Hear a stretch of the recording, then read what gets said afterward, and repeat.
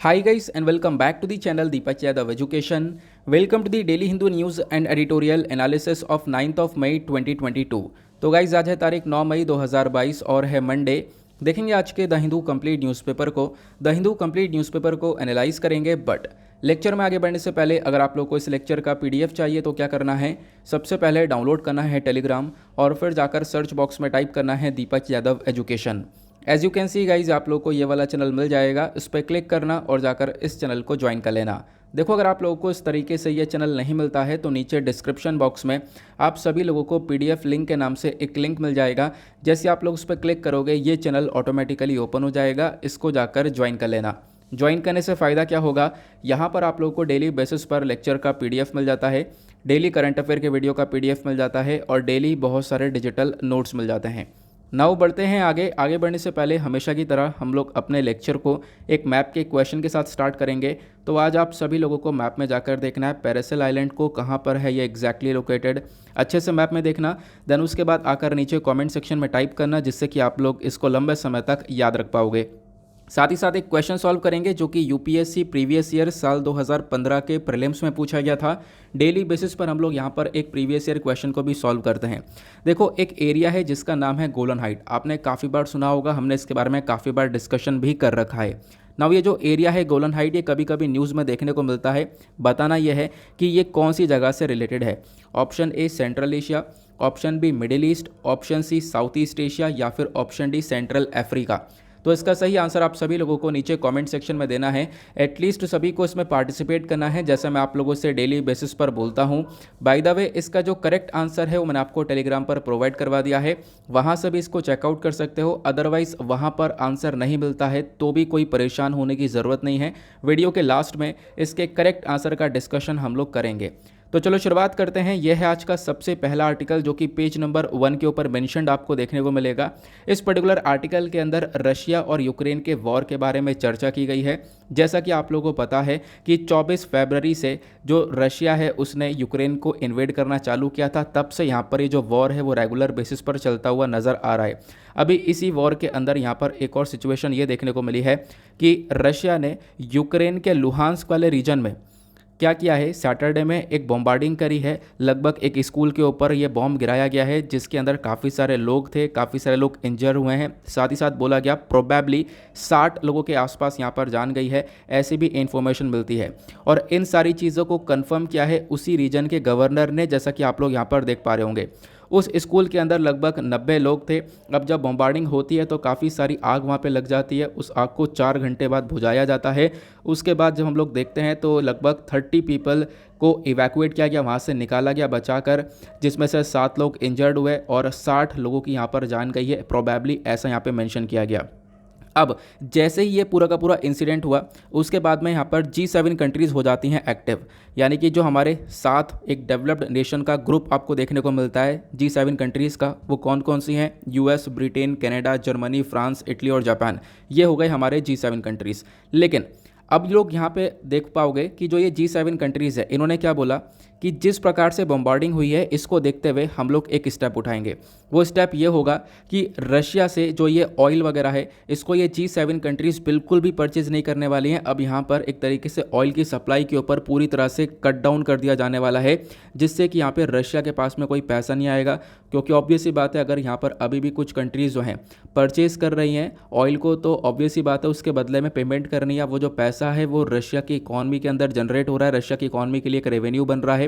और अब यहाँ पे G7 कंट्रीज़ ने बोला कि ठीक है हम यही करने वाले हैं, अब ऑयल को कट डाउन कर देंगे, जिससे कोई पैसा रशिया के पास में जाएगा नहीं और वो इस वॉर के अंदर वो फंडिंग नहीं कर पाएंगे। तो आई होप आप लोगों को यहाँ पर एक क्लियर हो चुका है। ये सारी इन्फॉर्मेशन इस पर्टिकुलर आर्टिकल के अंदर दी गई है, बाकी इसमें और कुछ भी नहीं है, एक छोटा सा एनालिसिस था, इसको बस खाली थोड़ा सा आपको ध्यान रखना है। अदरवाइज़ यहाँ पे कुछ भी ऐसी याद रखने वाली बात नहीं है। हाँ, मैं आपको थोड़ी सी लोकेशन दिखा देता हूँ, वो इंपॉर्टेंट है। तो लोकेशन में आप लोग देख पाओगे यहाँ पे यूक्रेन का मैप हुआ, इधर रशिया हुआ। यूक्रेन और रशिया के बॉर्डर वाले रीजन पर ही आपको 2 एरिया देखने को मिल जाते हैं, एक दोनेत्स्क, एक लुहांस्क। ठीक है, ये अभी कुछ महीने पहले, कुछ महीने नहीं कह सकते, लगभग 1 महीने पहले काफ़ी चर्चा में भी था, है ना। तो यहाँ पे लुहांस्क वाला एरिया ये आपको देखने को मिलेगा, यहीं पर बॉम्बार्डिंग की गई है। क्लियर हुआ, आगे चलते हैं। नाउ जो हमारा अगला आर्टिकल है वो काफ़ी इंपॉर्टेंट होने वाला है। आपने थंबनेल में भी देखा होगा कि जो मंकी पॉक्स वायरस है वो आउटब्रेक हुआ है यूके के अंदर में। अब एक केस देखने को मिला है मंकी पॉक्स का यूके में, जिसको लेकर काफ़ी चर्चा हुई है। द हिंदू ने काफ़ी सारे आर्टिकल्स पब्लिश किए हैं इसके ऊपर कल ही। उसके साथ साथ इंडियन एक्सप्रेस ने एक्सप्लेन सेक्शन पर इस आर्टिकल को कवर कर लिया है। तो इसको चलो मैं आपको दिखाता हूँ। ये आप देख पाओगे, ये द हिंदू का आर्टिकल है कल का ही, कि जो मंकी पॉक्स वायरस है, ये जो केस है ये कंफर्म किया गया यूके के अंदर में। पता ये चलता है कि भाई नाइजीरिया से एक व्यक्ति है जो कि ट्रैवल किया है नाइजीरिया से यूके में, उसी के अंदर यहाँ पर इस केस को कंफर्म किया गया है। हालांकि यहाँ पर जो हमारे एक्सपर्ट्स हैं उनका कहना यह है कि जो मंकी पॉक्स है ये एक रेयर वायरल इन्फेक्शन, मतलब बहुत कम ही से देखने को मिलता है और इतने आराम से यहाँ पर ये फैलेगा नहीं, इतने आराम से यहाँ पर स्प्रेड होता नहीं है। और जो भी व्यक्ति यहाँ पर इससे इन्फेक्ट होता है वो कुछ ही सप्ताह के अंदर रिकवरी भी कर जाता है। तो ये सारी बातें यहाँ पे बताई गई हैं। और आपको पता होगा जो मंकी पॉक्स है वो थोड़ा थोड़ा स्मॉल पॉक्स की तरह लगता है, मतलब काफ़ी सारी सिमिलैरिटीज़ नज़र आएंगे, लेकिन काफ़ी सारे केसेस में जो मंकी पॉक्स है वो थोड़ा सा डेंजरस हो जाता है, ये हम लोग देख पाते हैं। अब क्वेश्चन ये है कि मंकी पॉक्स बोल रहे हैं, हाँ तो देखो यहाँ पर मंकी पॉक्स वायरस की वजह से ही ये मंकी पॉक्स डिजीज़ होती है।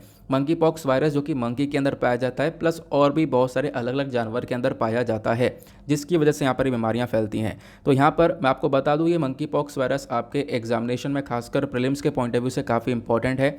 पिछले साल भी जुलाई के अंदर लगभग 27 जुलाई के आसपास ये चर्चा में था, और उसके बाद यहाँ पे एक साल बाद ये चर्चा में आया है। तो हम लोग इसको थोड़ा सा डिटेल से डिस्कस करने वाले हैं।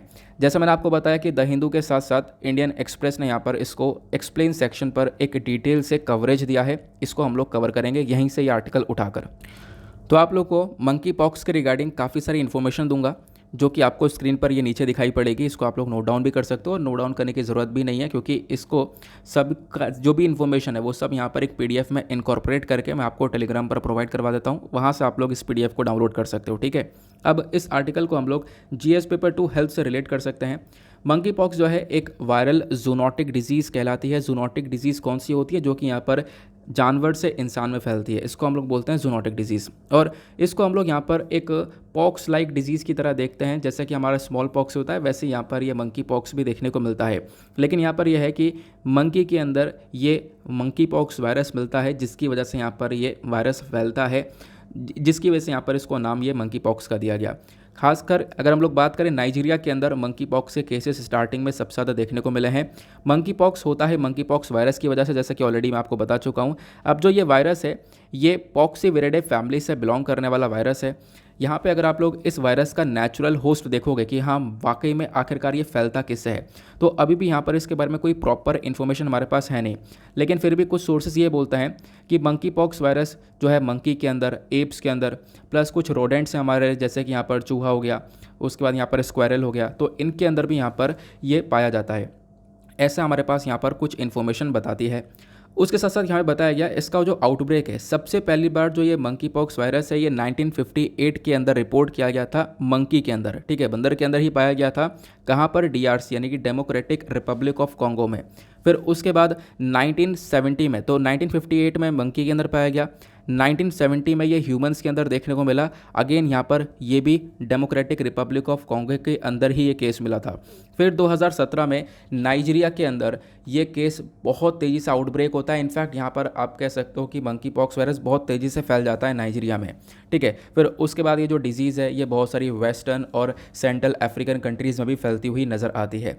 लक्षण की बात करें तो लक्षण क्या होता है इसके अंदर? तो सबसे पहली बात यहाँ पर ये जो इन्फेक्शन है, जैसे यहाँ पर ये लोगों के अंदर आता है तो इससे रैशेस वगैरह बॉडी के अंदर देखने को मिलेंगे। जैसे चिकन पॉक्स होता है वैसे यहाँ पर मंकी पॉक्स भी आपको देखने को मिल जाता है। लेकिन जो चिकन पॉक्स के अंदर बुखार वगैरह आता है, हेडेक होता है, वो मंकी पॉक्स में थोड़ा सा ज़्यादा देखने को मिल जाता है, ये यहाँ पर आपको देखने को मिलेगा। साथ ही साथ यहाँ पर बोला गया कि इसके वल्नरेबिलिटी के बारे में चर्चा करें तो देखो ये फैलता भी काफ़ी तेज़ी से है, प्लस यहाँ पर इसमें डेथ की जो मतलब कि प्रोबेबिलिटी अब काफ़ी बढ़ जाती है। इनफैक्ट आप देख पाओगे मेंशन ये किया गया, अगर यहाँ पे 10 लोगों को ये इन्फेक्ट कर रहा है वायरस, तो 10 में से यहाँ पर एक व्यक्ति की डेथ हो सकती है अगर ये इन्फेक्शन काफ़ी तेज़ी से फैलता है। तो मतलब खतरनाक भी है, ऑब्वियस सी बात है।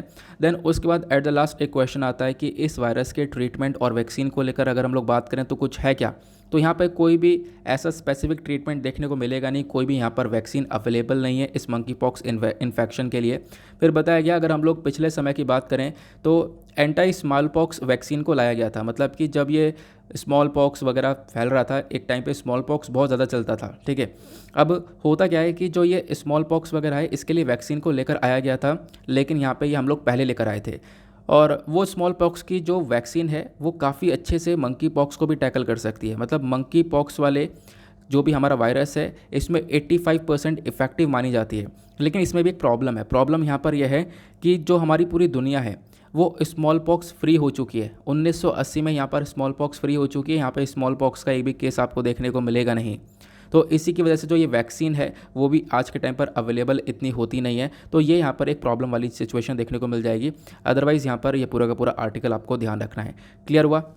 आगे चलते हैं नेक्स्ट आर्टिकल की तरफ। उसके बाद यहाँ पर एक छोटी सी इन्फॉर्मेशन आपको ये देखने को मिल जाएगी। ये भी यहाँ पर एक और इम्पॉर्टेंट इन्फॉर्मेशन है। यहाँ पे बात की गई है कि जो सिटीजनशिप है उसके अंदर एक डिले देखने को मिला। मतलब सिटीजनशिप के जो प्रोसेस के अंदर काफ़ी देरी हुई है, जिसकी वजह से 800 जो पाकिस्तानी हिंदू हैं उन्होंने इंडिया को लेफ्ट किया। ये मुद्दा क्या है, थोड़ा सा इसका बेसिक समझते हैं।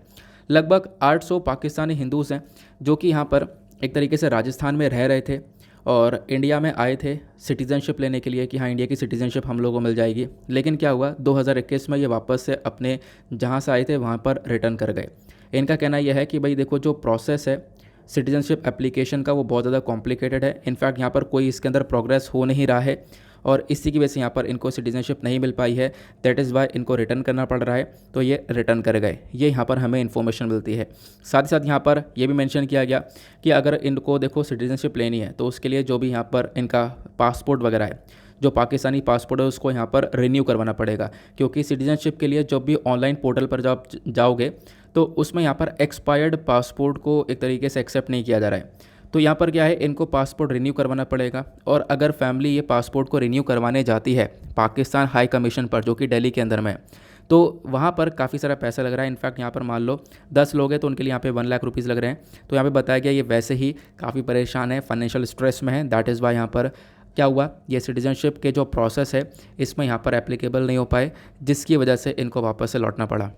क्लियर हुआ? तो ये एक छोटी सी इन्फॉर्मेशन आप लोगों को यहाँ पर देखने को मिल जाएगी। और देखो, इस इन्फॉर्मेशन को मैंने इसलिए बताया क्योंकि आने वाले टाइम पर इसके ऊपर काफ़ी सारे आर्टिकल्स और कवर हो सकते हैं, एडिटोरियल्स आ सकते हैं। इसी वजह से आप लोग बस खाली यहाँ पर थोड़ा थोड़ा ध्यान रख सकते हो। बाकी जहाँ पे भी डिटेलिंग की ज़रूरत होगी डेफिनेटली मैं आपको बहुत सारी डिटेल्स प्रोवाइड करवाऊंगा, जैसा कि मैं रोज़ाना देता हूँ। ठीक है, अब फटाफट अपने वीडियो को लाइक नहीं किया तो फटाफट कर देना। एक छोटी सी रिक्वेस्ट रहती है यार, तो वीडियो को लाइक करके आप अपना सपोर्ट दिखा सकते हो इस वीडियो के प्रति। आगे चलते हैं नेक्स्ट आर्टिकल पर। नाउ अगला आर्टिकल भी काफ़ी इंपॉर्टेंट है एग्जामिनेशन के पॉइंट ऑफ व्यू से, खासकर जीएस पेपर 2 इंटरनेशनल रिलेशंस इसको रिलेट कर पाओगे। यहाँ पे बात की गई है कि जो यूएई के मिनिस्टर हैं ये बेसिकली यहाँ पर एक बिज़नेस टीम के साथ में बातचीत करने वाला है इस सप्ताह। तो भारत के साथ में यूएई की जो बातचीत है वो बिज़नेस को लेकर होने वाली है। तो ट्रेड के अंदर हम लोग देख पाएंगे एक बहुत बड़ा डेवलपमेंट आने वाले टाइम पर बिटवीन यूएई एंड इंडिया। तो यूएई के मिनिस्टर ऑफ इकॉनमी जिनका नाम है अब्दुल्ला बिन तौक अल मारी, जिनका पिक्चर आप लोग यहाँ पर देख पा रहे होंगे, तो ये बेसिकली यहाँ पर एक टीम के साथ में डिस्कशन करेंगे। एक हाई लेवल बिजनेस की मीटिंग होने वाली है इंडिया के साथ में, जहाँ पे डिस्कस किया जाएगा कि किस प्रकार से दोनों कंट्रीज़ के बीच में जो व्यापार है उसको प्रमोट किया जा सकता है, कैसे हम लोग इन्वेस्टमेंट को इंक्रीज़ कर सकते हैं दोनों देशों के बीच में। ये यहाँ पर हमारा ऑफिशियल स्टेटमेंट है। साथ ही साथ यहाँ पे बोला गया जो विजिट है कब से कब तक होगी, तो ये विज़िट 11 मई से स्टार्ट होगी, 15 मई तक ये विज़िट चलने वाली है। और इसके अंदर यहाँ पर डिस्कशन किया जाएगा कि हम लोग कैसे व्यापार को प्रमोट करेंगे। वापस ये चीज़ें रिपीट की गई। और साथ ही साथ आपको पता होगा इंडिया और यूएई के बीच में ऑलरेडी हम सेपा एग्रीमेंट कर चुके हैं, मतलब कि कॉम्प्रहेंसिव इकोनॉमिक पार्टनरशिप एग्रीमेंट, ये 1 मई को हो चुका है। इसमें क्या होगा, दोनों कंट्रीज़ के बीच में जो व्यापार है उसको काफ़ी हद तक छूट मिलेगी। इनफैक्ट यहाँ पर एक फ्री ट्रेड एग्रीमेंट प्रकार का ये सेपा एग्रीमेंट होता है, जहाँ पे दोनों कंट्रीज़ को काफ़ी फ़ायदा होगा। इनफैक्ट इतना फ़ायदा होगा कि आने वाले टाइम पर जो दोनों कंट्रीज़ के बीच का व्यापार है वो अभी $60 बिलियन का है, जैसा यहाँ पे मेंशन किया गया, वो आने वाले 5 सालों में $100 बिलियन का हो जाएगा। तो ये हमारा मेजर फोकस है कि आपस में दोनों कंट्रीज़ के बीच में व्यापार को हम लोग बढ़ावा दे सकें। और इसी ट्रेड एग्रीमेंट के अंदर में जो भी डोमेस्टिक एक्सपोर्ट्स आपको देखने को मिल जाएगा अलग अलग सेक्टर में, जैसे कि यहाँ पर हमारा textile, agriculture, dry fruits, jewellery, ये सारी चीज़ें हम लोग एक्सपोर्ट करेंगे यूएई के मार्केट में। और ख़ासकर इसमें एक अच्छी बात ये देखने को मिलेगी कि हम लोगों को कोई भी एक्स्ट्रा ड्यूटी पे नहीं करनी पड़ेगी, क्योंकि इसी को लेकर तो हमने एग्रीमेंट किया था, फ्री ट्रेड एग्रीमेंट, जहाँ पर हम लोग को एक्स्ट्रा ड्यूटीज़ जो भी एक्स्ट्रा चार्जेस है वो सब पे नहीं करने हैं, अपना सिंपल सा व्यापार करेंगे और इससे यहाँ पर व्यापार और बढ़ता हुआ नजर आएगा। और इसी प्रकार से यूएई को भी यहाँ पर अपने सामान का एक बहुत बड़ा मार्केट इंडिया में मिल जाएगा। तो आपस में दोनों कंट्रीज़ के एक्सपोर्ट और इंपोर्ट बढ़ता हुआ नज़र आने वाला है। ये चीज़ें यहाँ पर मेंशन की गई हैं। यूएई अपने आप एक one of the largest trading partner आपको देखने को मिल जाएगा इंडिया का, ये भी यहाँ पर मेंशन किया जा रहा है। क्लियर हुआ। उसके साथ साथ मैं आपको कुछ अलग से इन्फॉर्मेशन देता हूँ, खासकर इंडिया और यूएई के इकोनॉमिक रिलेशंस को लेकर, उसको ध्यान रखना। अभी हम लोगों ने इस पर्टिकुलर आर्टिकल के अंदर एक टर्म के बारे में डिस्कस किया है, वो है सेपा, है ना, कॉम्प्रहेंसिव इकोनॉमिक पार्टनरशिप एग्रीमेंट। आखिरकार ये सेपा होता क्या है? देखो, सेपा यहाँ पर एक प्रकार का फ्री ट्रेड एग्रीमेंट है। फ्री ट्रेड एग्रीमेंट बहुत बार मैं आप लोगों को बता चुका हूँ, थोड़ा सा फिर से यहाँ पर मैं आप लोगों को रिवाइज करवा देता हूँ, क्योंकि काफ़ी लंबे समय हो चुका है। तो फ्री ट्रेड एग्रीमेंट की बात करें तो इसमें क्या होता है, मान लो इंडिया यूएई आपस में व्यापार कर रहे हैं। अब जब इंडिया यूएई व्यापार कर रहे हैं तो आपस में इंपोर्ट और एक्सपोर्ट कर रहे हैं सामान को। इंपोर्ट एक्सपोर्ट यहाँ पर करते वक्त वैसे तो नॉर्मली बहुत सारे एक्स्ट्रा टैरिफ, ड्यूटी, कोटा, इस प्रकार के यहाँ पर अलग अलग नाम के चार्जेस लगा दिए जाते हैं, ठीक है, जिसकी वजह से जो प्रोडक्ट है वो कंट्री के अंदर महंगा बिकने लगता है।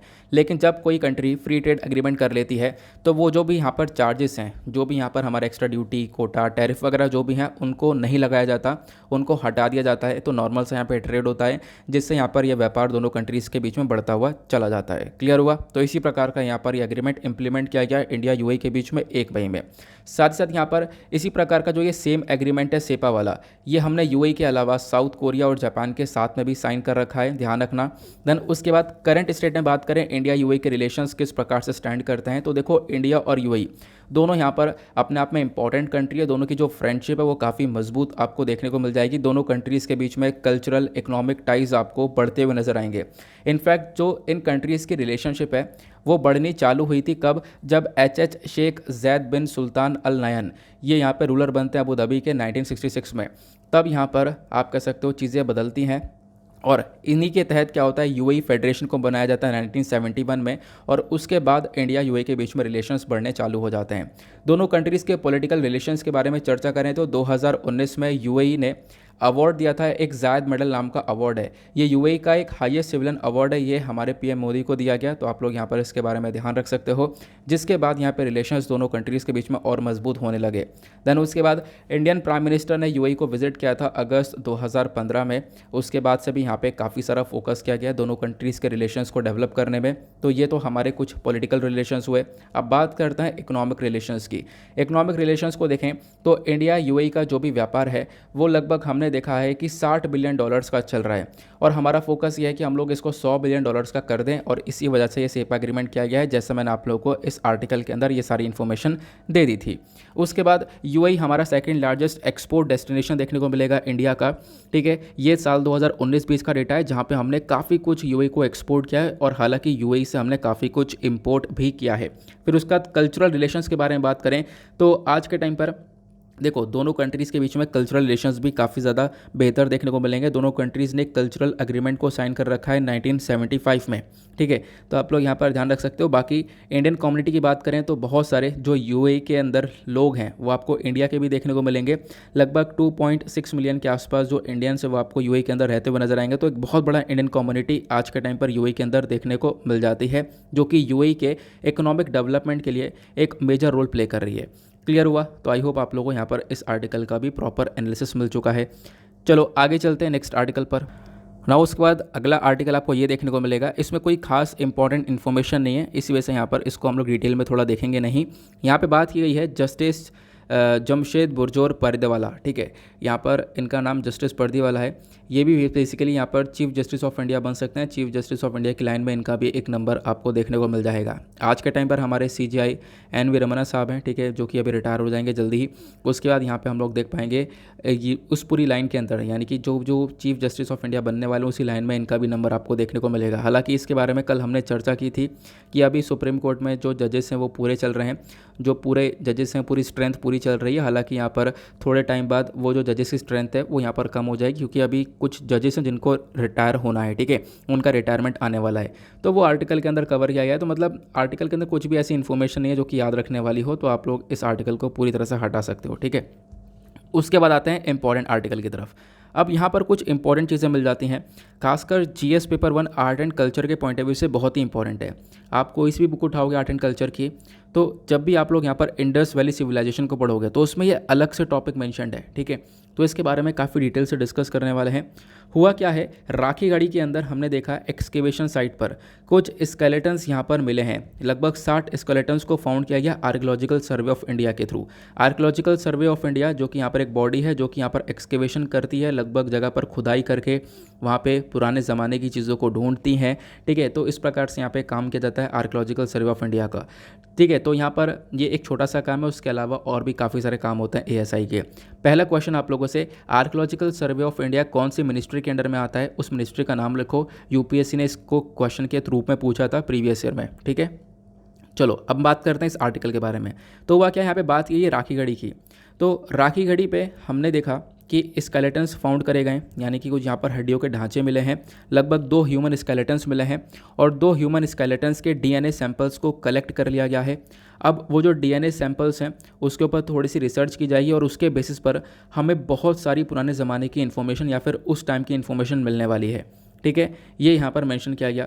अभी फ़िलहाल चलो मैं आपको थोड़ा सा इन्फॉर्मेशन देता हूँ राखीगढ़ी के बारे में, क्योंकि यहाँ पर आपको बेसिक से नहीं समझाया गया है। मैं एक बेसिक आप लोगों को बताता हूँ जिससे कि आप लोग थोड़ा सा आर्टिकल को अच्छे से एनालाइज कर पाओ। राखीगढ़ी के बारे में अगर हम लोग चर्चा करें तो राखीगढ़ी एक अपने आप में एक लार्जेस्ट हड़प्पन साइट आपको देखने को मिल जाती है, ठीक है। क्योंकि आपको पता होगा जो हमारा हड़प्पन सिविलाइजेशन है, इस हड़प्पन सिविलाइजेशन में अलग अलग साइट्स आपको देखने को मिल जाती हैं, है ना। तो मतलब कि अब बहुत सारी साइट्स हैं जैसे कि मोहनजोदाड़ो हो गया, ठीक है। ये सारे एरियाज़ हड़प्पा आपको देखने को मिल जाएगा, तो इसी में यहाँ पे राखीगढ़ी भी गिना जाता है। मैं आपको मैप के थ्रू दिखाता हूँ। तो इस वाले पिक्चर में आप लोग यहाँ पर देख पाओगे, अगर हम लोग इस मैप को देखें तो पहले उस समय ये पूरा का पूरा सब एक ही हुआ करता था, ठीक है। तो यहाँ पर ये हड़प्पन साइट निकला, फिर उसके बाद यहाँ पे कालीबंगन, यहाँ पर आप देख पाओगे धोलावीरा काफ़ी चर्चा में रहता है, लोथल, मोहनजोदाड़ो इधर आपको देखने को मिलेगा, ठीक है। इधर आपको राखीगढ़ी हरियाणा में देखने को मिलेगा। तो यहीं पर अभी हम राखीगढ़ी के बारे में चर्चा कर रहे हैं।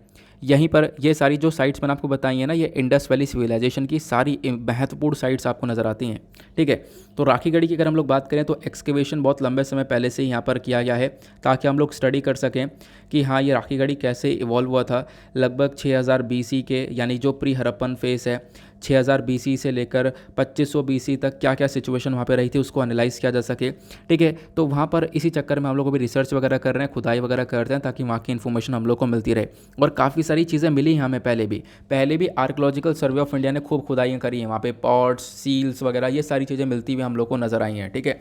ये सारी चीज़ें जब आप लोग आर्ट एंड कल्चर के अंदर पूरा चैप्टर पढ़ोगे ना तो वो सारी चीज़ें मिल जाती हैं, ठीक है। जितना मुझसे पॉसिबल हो पाएगा वो ज़्यादा से ज़्यादा चीज़ें मैं आप लोगों को यहाँ पे बता दूंगा, डोंट वरी। अब यहाँ पे हड़प्पन सिविलाइजेशन के बारे में बात करें क्योंकि इसी सिविलाइजेशन की ये साइट है। तो हड़प्पन सिविलाइजेशन को ही हम लोग इंडस वैली सिविलाइजेशन के नाम से जानते हैं। ये बेसिकली यहाँ पर 250 बीसी के आसपास आपको ये 2500 बीसी के आसपास यहाँ पर ये बढ़ता हुआ नज़र आया था, खासकर साउथ एशिया के वेस्टर्न पार्ट में, जो कि आज के टाइम पर पाकिस्तान और वेस्टर्न इंडिया के नाम से जाना जाता है, ठीक है। पूरा का पूरा एक ही हिस्सा वो करता था जो कि मैंने अभी आप लोग को दिखाया, जहाँ पे लोथल, धोलावीरा, कालीबंगन, ठीक है, फिर यहाँ पे हड़प्पा, ये जो सर्वे है ये सब पूरा का पूरा एक ही एरिया हुआ करता था, पाकिस्तान इंडिया, ठीक है। जो कि आज के टाइम पर पाकिस्तान और वेस्टर्न इंडिया अलग अलग आपको देखने को मिल जाएगा। नाउ 1920s की अगर हम लोग बात करें, जो आर्कियोलॉजिकल डिपार्टमेंट ऑफ इंडिया है, इन्होंने यहाँ पर एक एक्सकेवेशन किया था, यहाँ पर खुदाई वगैरह करी और काफ़ी सारी इन्फॉर्मेशन यहाँ पर गैदर करी और यहाँ पे काफ़ी सारी चीज़ें मतलब निकाली गई थी। इनफैक्ट यहाँ पर आप कह सकते हो कि पॉट्स वगैरह मिले, बहुत सारी इन्फॉर्मेशन हम लोग को रेगुलर बेसिस पर मिल रही है। अगर हम लोग राखीगढ़ी की स्पेसिफिकली बात करें तो राखीगढ़ी का जो सेटलमेंट है वो अलग प्रकार का दिखाई दिया। राखीगढ़ी के अंदर जो लोग हैं पहले वो कैसे रहते थे वो हमें इन्फॉर्मेशन मिली है, क्योंकि जब हमने खुदाई करा तो हम लोग को दिखता है कि एक प्रॉपर पूरा का पूरा एक टाउनशिप नज़र आता है, जो कि जो मिट्टी होती है ना, मिट्टी की ईंटों से यहाँ पर पूरा का पूरा टाउनशिप बना हुआ था। प्लस यहाँ पे कुछ मिट्टी के घर थे, सॉरी जो ईंटों के घर थे, लेकिन यहाँ पे वो जो ईंट थी वो यहाँ पर मिट्टी से बनी हुई थी, उसको थोड़ा सा जला रखा था, तो बर्न्ट ब्रिक हम लोग को मिली हैं। और जो घर थे यहाँ पे एक प्रॉपर ड्रेनेज सिस्टम था, प्रॉपर नाली वगैरह का सिस्टम देखने को मिलता था, जिससे पता चलता है कि हाँ उस समय लोग कितना हाइजीन के ऊपर ध्यान दे रहे थे, ठीक है। तो ये सारी इन्फॉर्मेशन हम लोग को मिली हुई है। फिर उसके बाद सील्स और पॉटरी हम लोग को मिली है, सिलेंड्रिकल सील हम लोग को मिली है, ठीक है, जिसको हम लोग ठप्पा बोलते हैं, उसके ऊपर कुछ सिम्बल्स वगैरह बने हुए थे, ठीक है। अब यहाँ पर 5 हड़प्पन कैरेक्टर्स आप लोग को एक साइड पर देखने को मिल जाएंगे, मतलब अलग अलग सील मिली है। एक पर पर एलिगेटर का सिंबल आपको देखने को मिल जाएगा। ठीक है, तो अलग अलग सिंबल्स यहाँ पर देखने को मिले हैं और ये सारी चीज़ें यहाँ पर पाई गई। साथ ही साथ यहाँ पर आप लोग देख पाओगे और भी इन्फॉर्मेशन यहाँ पर पाई गई है, वेस्ट वगैरह यहाँ पर मिला है, प्लस जो टेराकोटा यानी कि जो चिकनी मिट्टी होती है उससे यहाँ पर मिले हुए, उससे बने हुए सामान मिले हैं, कुछ चूड़ियाँ मिली हैं, उसके बाद यहाँ पर कुछ मोती वगैरह पहले मिल चुके हैं, कॉपर ऑब्जेक्टिव्स यहाँ पर मिले हुए हैं। ठीक है, कुछ टॉय वगैरह मिले हुए हैं। ठीक है, मिट्टी के यहाँ पर टॉय बने हुए हैं, तो कुछ बोन्स पॉइंट मिले हुए हैं। तो ये सारी चीज़ें हम लोगों को यहाँ पे राखी गढ़ी से मिली हैं। प्लस रिचुअल्स और बरियल्स के बारे में बात करें तो यहाँ पे मड ब्रेक यानी कि अगेन वही मिट्टी की यहाँ पर ईंटें देखने को मिली हैं, जिसमें जिसको एक तरीके से सर्कल में बनाकर उसके बीच में यहाँ पर कोई भी एनिमल को सेक्रीफाइस किया जाता, मतलब कि एनिमल अगर मर जाता था तो इस प्रकार से यहाँ पर वो सारे के सारे बरियल रिचुअल्स हुआ करते थे। इनफैक्ट यहाँ पे आप लोग देख पाओगे हुआ क्या करता था कि लगभग यहाँ पे फायर अल्टार देखने को मिला है, जिसमें हम लोग एक तरीके से यज्ञ वगैरह करते हैं ना, तो उस प्रकार के फायर अल्टार्स वगैरह मिले थे हम लोगों को। तो ये सारी चीज़ें राखी गढ़ी से मिली है। ये जितनी भी चीज़ें मिली हैं ना, ये आपको डिटेल से कोई भी बुक उठाओगे, इनफैक्ट एग्जाम्पल है तो नितिन सिंघानिया की बुक उठाना आर्ट एंड कल्चर की, वो सारी चीज़ें वहाँ पर मैंशनड है। ठीक है, वहाँ पर आप लोग एक बार इसको देख पाओगे। अदरवाइज़ मैंने आपको सिर्फ और सिर्फ एक ओवरव्यू दिया है, ध्यान रखना, क्योंकि क्वेश्चन यहाँ पर पूछा गया है पहले भी, यूपीएससी ने क्वेश्चन पूछा है, मैचिंग करवाई है कि हाँ भाई ये सामान कहाँ पर मिला है, ये सामान कहाँ पर मिला है। तो ऐसे अलग अलग साइट्स हैं, अलग अलग साइट्स पे बहुत सारी जगह पर अलग अलग चीज़ें मिली हुई हैं। ठीक है, तो ध्यान रखना इसके बारे में।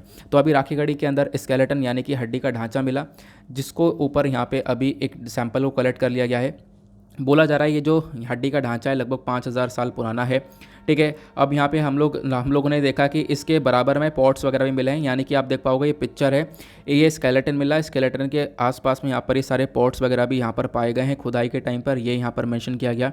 अब इससे हम लोग को पता ये चलेगा कि भाई वहाँ पे किस प्रकार से ओरिजिन था, प्लस हम लोग काफ़ी सारी हैबिट्स वहाँ के लोगों की पता लगा पाएंगे इस डीएनए सैंपल से, ये भी यहाँ पे पता लगाया जा रहा है। ठीक है, तो आने वाले टाइम पर ये आर्टिकल डेफिनेटली चर्चा में आ सकता है, तो आप लोग इसके बारे में थोड़ा बहुत ध्यान रखना। आगे चलते हैं अगले आर्टिकल पर। देन उसके बाद आते हैं एडिटोरियल डिस्कशन के ऊपर। पर्टिकुलरली हमारे पास 4 एडिटोरियल डिस्कस करने के लिए। ये आर्टिकल बेकार है, इसको आप लोग यहाँ पर स्किप कर सकते हो, आपको नहीं पढ़ना है। ये आर्टिकल आप देख पाओगे, यहाँ पे बात की गई है इंडिया के जुडिशरी के बारे में। ठीक है, जुडिशरी के अंदर क्या क्या प्रॉब्लम्स देखने को मिल रही हैं उसको लेकर यहाँ पे चर्चा की गई है कि बहुत करप्शन है जुडिशरी के अंदर में। ठीक है, घूसखोरी होती है, ब्राइबरी होती है, तो वो सारी चीज़ें यहाँ पे बताई गई हैं। अभी केसेस बहुत सारे पेंडिंग पड़े हुए हैं, क्योंकि यहाँ पर घूसखोरी भी देखने को मिल जाती है, जिसकी वजह से काम मामला बेकार पड़ा हुआ है। वो सारी यहाँ पर बातें बताई गई हैं, इसको डिस्कस करेंगे। देन उसके बाद हमारे पास नेक्स्ट एडिटोरियल आपको ये देखने को मिलेगा, एक अच्छा आर्टिकल है ये वाला। इंडियन यूनिवर्सिटीज़ के अंदर यहाँ पे बहुत सारे क्राइसिस देखने को मिलते हैं, तो उसके लिए हम लोग क्या क्या कर सकते हैं, इंडियन यूनिवर्सिटीज़ के अंदर एक सुधार की आवश्यकता है, ये यहाँ पर ऑथर ने लिखा है, इसको डिस्कस करेंगे। देन उसके बाद एक आर्टिकल ये है, ये भी काफ़ी अच्छा है। यहाँ पर आप देख पाओगे बिजनेसेस के अंदर सरकार का क्या रोल है, सिंगापुर और चाइना ने किस प्रकार से दुनिया भर में इन्वेस्टमेंट कर रखा है, काफ़ी सारे स्टॉक्स यहाँ पर परचेज़ कर रखे हैं, काफ़ी सारे एसेट्स इनके पास में ये देखने को मिल जाएंगे, काफ़ी सारे एसेट्स यहाँ पर परचेज़ कर रखे हैं। तो ऐसे ही यहाँ पे भारत भी कर सकता है, भारत के पास में अपॉर्चुनिटी है कि हम लोग बहुत सारा पैसा कमा सकते हैं, लेकिन भारत यहाँ पर डिसइन्वेस्टमेंट करता हुआ नज़र आ रहा है। ठीक है, चीज़ों को सरकारी जो चीज़ें उनको बेच रहा है, इससे अच्छा यहाँ पर हम लोग सिंगापुर चाइना से क्या सीख सकते हैं वो यहाँ पर मैंशन किया गया है, इसको डिस्कस करेंगे। देन उसके बाद यहाँ पर अगले एडिटोरियल में जो कि हमारा टेक्स्ट और कॉन्टेक्स्ट पेज होता है। ठीक है, क्योंकि आपको पता है ये जो न्यूज़पेपर एनालिसिस होता है, इसमें मैं छोटे article plus text, context, editorial discussion सारी चीज़ यहाँ पे कवर करता हूँ। ठीक है, तो पूरा का पूरा एक प्रॉपर न्यूज़पेपर एनालिसिस है ये। ठीक है, उसके बाद यहाँ पर ये जो टेक्स्ट एंड कॉन्टेक्स्ट है, इस पर एक one of the most important article है आज का। यहाँ पे बात की गई है Jammu and Kashmir delimitation report के बारे में, एक ज़बरदस्त आर्टिकल है। यहाँ पे आपको बहुत सारी इन्फॉर्मेशन जानने को मिलेगी, डिलिमिटेशन होता क्या है, अभी डिलिमिटेशन की एक फाइनल रिपोर्ट दी गई है, उस फाइनल रिपोर्ट में क्या क्या डिसाइड किया गया, कैसे यहाँ पर सीट को बढ़ा दिया गया है और इसको लेकर क्या क्या कंट्रोवर्सी देखने को मिल रही है, वो सारी बातें यहाँ पे कवर की गई हैं, इसको डिस्कस करेंगे। ठीक है, तो टेक्स्ट और कॉन्टेक्स्ट पर आज हमारे लिए एक ही आर्टिकल है, उसके नीचे यहाँ पे नदर आइलैंड के अपने कंट्री के क्राइसिस के बारे में चर्चा की गई है, तो यहाँ पे कुछ खास इंपॉर्टेंट नहीं है, तो हम लोग सिर्फ और सिर्फ आज ये कुछ आर्टिकल से इनका डिस्कशन करेंगे। ओके, अब फटाफट हम लोग अपने मेंस के क्वेश्चन को भी देख लेते हैं, क्योंकि आपको पता होगा एडिटोरियल डिस्कशन से पहले हम लोग डेली बेसिस पर एक मेंस का क्वेश्चन भी लेते हैं।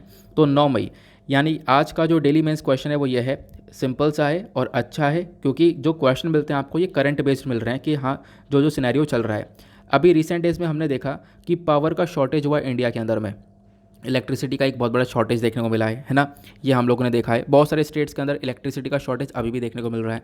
तो ये जो पावर शॉर्टेज है इंडिया के अंदर में, इसको लेकर आपको लिखना है कि भाई इसके रीजंस क्या हैं, प्लस इसका सॉल्यूशंस क्या क्या हो सकते हैं, किसके लिए ऊपर यहाँ पे सरकार काम कर रही है, प्लस यहाँ पर आपको यही बताना है कि हाँ आपके क्या पॉइंट ऑफ व्यू हो सकते हैं, हम लोग कैसे यहाँ पर इस चीज़ को लेकर सुधार कर सकते हैं, ठीक है, या फिर हमारे लिए क्या सोल्यूशन हो सकता है, ठीक है। तो आप बहुत अच्छे से इसको लिख सकते हो, समझ रहे होंगे, मतलब मैं बोलना नहीं चाहता वरना सारे पॉइंट्स मिल जाएंगे। तो यहाँ पर आप लिख सकते हो इसको बहुत अच्छे वे फॉरवर्ड में अपने यहाँ पे पॉइंट ऑफ व्यू लिख सकते हो, ठीक है। तो इसके ऊपर एक प्रॉपर आंसर लिखना है, फिर आंसर लेके कहाँ पे पोस्ट करना है। जैसे ही आंसर लिख लो तो सीधे आना टेलीग्राम पर, फिर उसके बाद सर्च करना अगेन दीपक यादव एजुकेशन। जैसे आप सर्च करोगे तो आपके सामने इस प्रकार से 3 चैनल ओपन होते हैं। मेंस आंसर राइटिंग वाला आपको चैनल मिल जाएगा, जैसे आप उस पर क्लिक करोगे फटाफट इसको ज्वाइन कर लेना। यहाँ पे आप लोग देख पा रहे होंगे डेली बेसिस पर आपको आंसर मिल जाता है, ठीक है। डेली बेसिस पर आपको यहाँ पर क्वेश्चन दिया जाता है। जैसे ये जो क्वेश्चन है ये आपको दिया गया था अभी यहाँ पर कल संडे था तो कल इस वजह से कोई क्वेश्चन मिला नहीं है, अदरवाइज़ यहाँ पे डेली बेसिस पर आपको क्वेश्चन मिल रहा है। जैसे कि मान लो यहाँ पर ये क्वेश्चन आपको मिला है, तो जैसे ही आप लोग जाओगे इस चैनल पर तो आपको क्वेश्चन आज का लिखा हुआ मिल जाएगा, और यहाँ पर नीचे ये जो है कमेंट वाला पिन आपको मिल जाएगा, ठीक है। तो इस वाला जो ये कमेंट है इस पर जैसे आप लोग टैप करोगे ये आपको दूसरे पेपर पर लेकर चले जाएगा। वहाँ पे आप लोग अपने क्वेश्चन जो भी आपने जहाँ पे भी आंसर लिखा है उसका पिक्चर सेंड कर सकते हो। तो बहुत सारे लोग डेली बेसिस पर यहाँ पे पार्टिसिपेट कर रहे हैं, ठीक है। बहुत सारे लोग यहाँ पर आंसर लिख रहे हैं, एक दूसरे के आंसर को रिव्यू कर रहे हैं। तो आप भी जाकर यहाँ पर इसको रिव्यू करो, ठीक है, और एक दूसरे के आंसर को अच्छे से देखो। काफ़ी कुछ यहाँ पर इंटरेस्टिंग आपको जानने को मिलेगा। देन उसके बाद हम लोग डिस्कशन को स्टार्ट करेंगे, लेकिन हाँ उससे पहले एक चीज़ छोटी सी और, यहाँ पर हम लोग जीएस पेपर 1, 2, 3 सबको लेकर चल रहे हैं, है ना। जीएस पेपर 1, 2, 3 के ऊपर प्रॉपर फोकस रहता है हमारा डेली बेसिस पर, काफ़ी सारे आर्टिकल डिस्कस करते हैं, लेकिन जीएस पेपर 4 के ऊपर फोकस नहीं रहता। तो यहाँ पर एक ही वीडियो के अंदर सभी चीज़ को लेकर हम लोग जीएस पेपर 4 के ऊपर ही फोकस करेंगे। यहाँ पर डेली बेसिस पर एक एथिक्स का कोड, या डेली बेसिस पर नहीं दे सकते तो फिर एक दिन छोड़कर हम लोग एथिक्स के कोड को भी कवर करेंगे। कल आपसे ये क्वेश्चन पूछा गया था कि एथिक्स का कोड डेली कवर करें, तो आपने बोला हाँ डेली कवर करना चाहिए।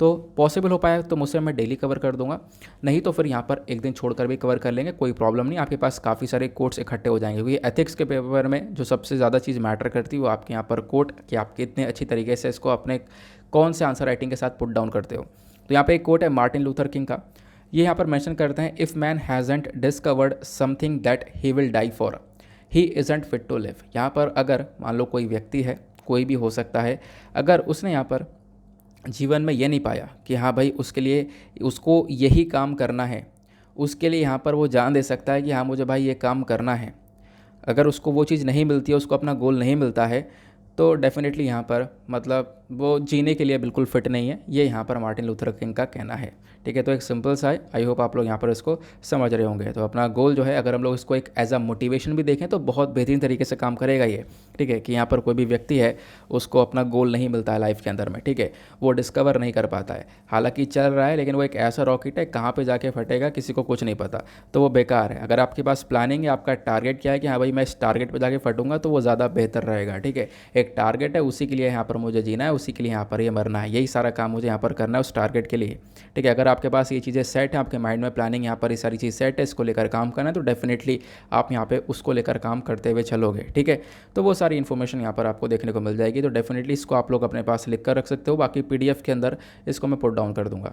चलो एडिटोरियल डिस्कशन पर आते हैं। सबसे पहला एडिटोरियल बात करता है multiple crisis in Indian universities. तो भारतीय यूनिवर्सिटी के अंदर बहुत सारी प्रॉब्लम्स देखने को मिल रही हैं। मैं यहाँ से करके एक एक करके line to line point to point पढ़ता हुआ चलूँगा, आपको मतलब समझाता हुआ चलूँगा। आप लोग इसको चाहो तो एक बार यहाँ पे दिखेगा वैसे भी, और नहीं तो फिर पीडीएफ के अंदर आपको आर्टिकल मिल जाता है।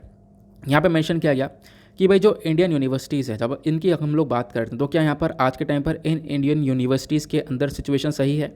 नहीं। सबसे पहली चीज़ हम लोग बात करेंगे स्पेंडिंग की, यानी कितना खर्चा हो रहा है, सरकार कितना खर्चा कर रही है इन यूनिवर्सिटीज़ के ऊपर।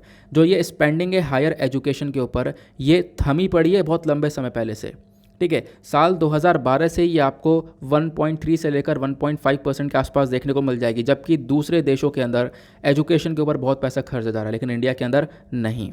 ये यहाँ पर इन्होंने बोला। फिर मेंशन करते हैं कि मिनिस्ट्री ऑफ एजुकेशन लगातार फोकस कर रही है कि भाई जो हायर एजुकेशन इंस्टीट्यूट हैं, ठीक है, उसको यहाँ पे पुश किया जाए, ठीक है, यहाँ पे बढ़ाया जाए, ये यहाँ पर हमेशा से फोकस रहा है, ठीक है। मिनिस्ट्री ऑफ फाइनेंस का यहाँ पर फोकस रहा है कि हम लोग नई जो टीचिंग्स हैं, ठीक है, एक तरीके से मतलब कि उन्होंने जो भी नई टीचिंग पोस्ट वगैरह है उसके ऊपर इतना काम नहीं किया है। तो प्रॉब्लम्स बहुत सारी हैं। प्रॉब्लम्स ये हैं कि पहली बात तो भाई आप इन्वेस्टमेंट नहीं है बिल्कुल भी हमारे यूनिवर्सिटीज़ के अंदर में। आज के टाइम पर इन्वेस्टमेंट नहीं कह सकते, उसको एक्सपेंडिचर कह सकते हैं। सरकारी जो पैसा खर्चा है वो यहाँ पर कम किया जा रहा है। प्लस यहाँ पे आप देख पाओगे जो टीचिंग पोस्ट वगैरह है वो भी बहुत ज़्यादा कम आपको देखने को मिल जाएंगी। प्रॉपर वहाँ पर टीचिंग पोस्ट क्रिएट ही नहीं हो पा रही हैं। अब यहाँ पे आर्टिकल शुरू होता है असली, यहाँ से असली आर्टिकल यहाँ से शुरू होता है। ये मेंशन करते हैं, अगर हम लोग सेंट्रल लेवल पर बात करें, केंद्र सरकार के लेवल पर हम लोग देखें तो जो स्टूडेंट फाइनेंशियल एड है, यानी कि जो बच्चों के लिए कुछ पैसा वगैरह खर्चा जाता है यूनिवर्सिटीज़ के अंदर में, वो लगातार कट डाउन हो रहा है। साल 2021-22 के अंदर ये लगभग 2482 करोड़ रुपए खर्चा गया था। तो यही जो रुपया है वो 2022-23 के अंदर इसको 2078 कर दिया गया। तो मतलब पहले के कंपैरिजन में अब जो खर्चा है वो कम कर दिया गया। तो ये तो होया एक पॉइंट। दूसरा पॉइंट यहाँ पर ये बात करते हैं कि जो रिसर्च और इनोवेशन है, रिसर्च और इनोवेशन के ऊपर भी जो फंडिंग है वो 8% से घट गई है, जबकि रिसर्च और इनोवेशन पर फंडिंग बढ़नी चाहिए थी। ये यहाँ पर ऑथर ने मेंशन किया। फिर यहाँ पर ये मेंशन करते हैं कि भाई आप लोग देख पाओगे यूनिवर्सिटीज़ के अंदर एक फाइनेंशियल क्रंच आया हुआ है। यहाँ पे रिसर्च अपॉर्चुनिटीज़ बिल्कुल ख़त्म है, उनकी एक बहुत बड़ी कमी देखने को मिल जाएगी। ठीक है, पुअर इंफ्रास्ट्रक्चर है, ऑब्वियस ही बात है, पैसा जा ही नहीं रहा है, तो यहाँ पर जो इंफ्रास्ट्रक्चर वगैरह है वो बहुत पुअर आपको देखने को मिल जाएगा। प्रॉपर क्लासरूम्स देखने को नहीं मिल पाएंगे, क्लासरूम के अंदर क्राउड बहुत आपको देखने को मिल जाएगा, छोटा क्लासरूम है, बच्चे बहुत हैं, इस प्रकार की सिचुएशन आपको देखने को मिलेगी। प्लस इसके साथ साथ यहाँ पर कुछ पॉलिटिकल सिनेरियो भी देखने को मिलता है, बहुत सारे प्रोटेस्ट वगैरह भी होते हैं जहाँ पर पुलिस के थ्रू फिर एंट्री कर दी जाती है कैंपस के अंदर में। तो ये सारी प्रॉब्लम्स आज के टाइम पर हमारे यूनिवर्सिटीज़ के अंदर में देखने को मिल रही है। तो इन प्रॉब्लम्स का क्या सोल्यूशंस हो सकते हैं वो भी आगे ऑथर ने मेंशन किए हैं। तो अब यहाँ पे ऑथर इसको डिटेल से बताते हैं। ऑथर ने पहले तो यहाँ पर ये जो पहला वाला पैरा है ना, इस पैरा के अंदर बताया कि हम लोग क्या क्या डिस्कस करने वाले, एक रिव्यू दिया। अब यहाँ पर ये बोलते हैं कि अब हम लोग बात करें पहले यूनिवर्सिटी इंफ्रास्ट्रक्चर की, तो इसके ऊपर जो इन्वेस्टमेंट है वो लगातार श्रंक हो चुका है, कम हो चुका है। जो ज़्यादातर इंडियन यूनिवर्सिटीज़ और कॉलेजेस आपको देखने को मिलेंगे वो ओवर क्राउडेड क्लासरूम के साथ में है। मतलब कि क्लासरूम छोटा सा है, बहुत सारे बच्चे वहाँ पे पढ़ाई कर रहे हैं, बहुत ज़्यादा बच्चे वहाँ पर आपको देखने को मिल जाएंगे। वेंटिलेशन प्रॉपर नहीं है, प्रॉपर वहाँ पे खिड़कियाँ वगैरह नहीं देखने को मिलेंगी, प्रॉपर सैनिटेशन यानी साफ़ सफाई आपको नहीं देखने को मिलेगा। ठीक है, तो ये सारी प्रॉब्लम्स यूनिवर्सिटीज़ के अंदर देखने को मिल रही हैं। उसके साथ साथ यहाँ पर मेंशन किया गया, यहाँ पे हमारे पास एक बॉडी है हायर एजुकेशन फाइनेंसिंग एजेंसी, जो कि क्या करती है, फंडिंग करती है सारे इंफ्रास्ट्रक्चर लोन्स को। ठीक है, अब यहाँ पर इंफ्रास्ट्रक्चर लोन देती है इंस्टीट्यूशन को। अब मतलब कि ये जो बॉडी है ये लोन देती है, अब इस लोन की कैपेसिटी को भी कम कर दिया गया है। मतलब कि पहले अगर हम लोग बात करें कि अगर लोन दिया जाता था, लगभग आप कह सकते हो कि पहले अगर लोन मिल रहा था 2000 करोड़ रुपए का साल 2020-21 के अंदर, तो इसको 1 करोड़ का कर दिया साल 2022 के अंदर। तो आप कह सकते हो लोन वगैरह भी कम कर दिया है। तो यूनिवर्सिटीज़ यहाँ पर अगर लोन लेना चाहें तो वो भी कोई रास्ता नहीं है, वो भी यहाँ पर जो एजुकेशन फाइनेंसिंग वगैरह है, वे जो एजुकेशन फाइनेंसिंग एजेंसियाँ ये प्रॉपर अब लोन नहीं दे पाएंगी, इनके बजट को कम कर दिया गया है। पहले अगर 2000 करोड़ रुपये लोन मिल रहा था तो बट यहाँ पर अब इसको कम करके 1 करोड़ कर दिया गया। क्लियर हुआ? आई होप आप लोग इसको समझ गए होंगे। देन उसके बाद यहाँ पर ये मेंशन करते हैं day to day running cost के बारे में चर्चा करें, यानी कि दिन भर का जो यहाँ पर खर्चा है वो भी बहुत मुश्किल से यहाँ पर हो पा रहा है। यूनिवर्सिटी ग्रांट कमीशन को एलोकेट किया गया था लगभग साल 2021-22 के अंदर डे टू डे खर्चे के लिए, लगभग आप कह सकते हो कि 46,000 लगभग जो है करोड़ रुपए दिए गए थे कि भाई यहाँ पर ये दिया जाएगा। बट यहाँ पे आप कह सकते हो कि इसके अंदर भी हम लोगों ने ये देखा, यूनिवर्सिटी ग्रांट कमीशन को यहाँ पे थोड़ा सा पैसा मिलता है, 4,900 करोड़ रुपीज़ मिलते हैं। ठीक है, साल 2022-23 के अंदर में, और साल 2020-21-22 के अंदर में उनको यहाँ पर 4,693 करोड़ मिलते हैं। तो यहाँ पर ये नंबरिंग को मत जाना, बस खाली यहाँ पर ये समझ लेना कि यहाँ ज़्यादा कम कहाँ पे मिल रहा है। ठीक है, ये कोई नंबरिंग याद रखने की ज़रूरत नहीं है। लेकिन उसके बावजूद भी, यानी कि अगर 2022-23 में पैसा मिला भी, उसके बावजूद भी आप देख पाओगे काफ़ी सारी कमियाँ आपको यूनिवर्सिटीज़ के अंदर देखने को मिलेंगी। यूनिवर्सिटीज़ के अंदर काफ़ी सारी कमियाँ हैं जहाँ पर ये अलग अलग पैसा खर्च करके पैसा ऐसे ही ख़त्म हो जाएगा। ठीक है, इनफैक्ट यहाँ पर सैलरी पेमेंट्स वगैरह के अंदर भी काफ़ी डिले आप लोग को देखने को मिल जाएगा। ज़्यादातर यूनिवर्सिटी घाटे में चल रही हैं। मद्रास यूनिवर्सिटी का एग्जांपल दिया गया, इसके अंदर घाटा है, लगभग 100 करोड़ रुपए घाटे में यहाँ पर चल रही है पूरी की पूरी यूनिवर्सिटी। ठीक है, यहाँ पे आप देख पाओगे। फिर उसके बाद इन्होंने एग्जाम्पल दिया दिल्ली यूनिवर्सिटी का, लगभग 12 कॉलेज हैं दिल्ली यूनिवर्सिटी के जहाँ पर फाइनेंशियल शॉर्टफॉल देखने को मिल रहा है। ठीक है, प्रॉपर यहाँ पर फंडिंग नहीं आ पा रही है, ये यहाँ पर मेंशन किया गया। फिर उसके बाद यहाँ पर बताया गया कि जो फैकल्टी मेंबर्स हैं उनको प्रॉपर सैलरी नहीं मिल पा रही है। ठीक है, सैलरी के अंदर एक बहुत बड़ा डिले देखने को मिल रहा है, काफ़ी महीनों की सैलरी बहुत लेट मिल रही है। ठीक है, ये हम लोग देख पाएंगे, ये मेंशन किया गया। देन उसके बाद यहाँ पे कुछ यूनिवर्सिटीज़ के नाम लिए गए हैं, जैसे कि Shastri national Sanskrit university, Delhi university है, उसके बाद नागालैंड यूनिवर्सिटी, अलग अलग यूनिवर्सिटीज़ यहाँ पे बताई गई हैं, जिनके अंदर अगेन स्पेंडिंग का ही सबसे बड़ा प्रॉब्लम है कि जिनके पास प्रॉपर फंडिंग नहीं आ पा रही है, और प्रॉपर फंडिंग नहीं आ पाएगी तो ये स्कूल्स और ये जो खासकर यूनिवर्सिटीज़ ये कैसे रन कर पाएंगी। तो भाई यहाँ पे हम लोग को एक अर्जेंट आवश्यकता है कि हम लोग फंडिंग को बढ़ाएं, ठीक है, फंडिंग को बढ़ाकर हम लोग इंफ्रास्ट्रक्चर को इम्प्रूव करें, लोन्स दें, फाइनेंशियल एड दें, ठीक है, यूनिवर्सिटी को थोड़ा सा फ्री करो रेवेन्यू के मामले में, तभी हम लोग कुछ कर पाएंगे। अदरवाइज़ यहाँ पर ये यूनिवर्सिटी ऐसे ही यहाँ पर चलती रहेंगी और इसमें कोई सुधार होगा नहीं। और रिसर्च इनोवेशन के ऊपर भी यहाँ पे हमें थोड़ा सा ज़्यादा फोकस करना होगा। फिर साथ ही साथ यहाँ पे बोला गया जो रिसर्च है, जो रिसर्च ग्रांट है, ये भी आपको थोड़ा सा कम होता हुआ नज़र आएगा।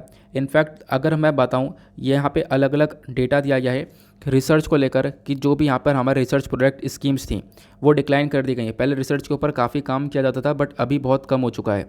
अगर आप लोग देखोगे तो यहाँ पे मेंशन किया गया कि लगातार जो है ये कम होता हुआ नज़र आ रहा है। अगर 2020-21 के अंदर यहाँ पे रिसर्च इनोवेशन के ऊपर 38 लाख रुपए खर्चे गए, तो ये 2016-17 के अंदर ये 42 लाख थे। तो आप समझ सकते हो कि यहाँ 2016-17 के कंपैरिजन में अब की बार थोड़ा सा कम पैसा खर्चा जा रहा है। मतलब रेगुलर बेसिस पर किसी भी सेक्टर के अंदर देखोगे तो फंडिंग जो है वो कम होती हुई नज़र आ रही है।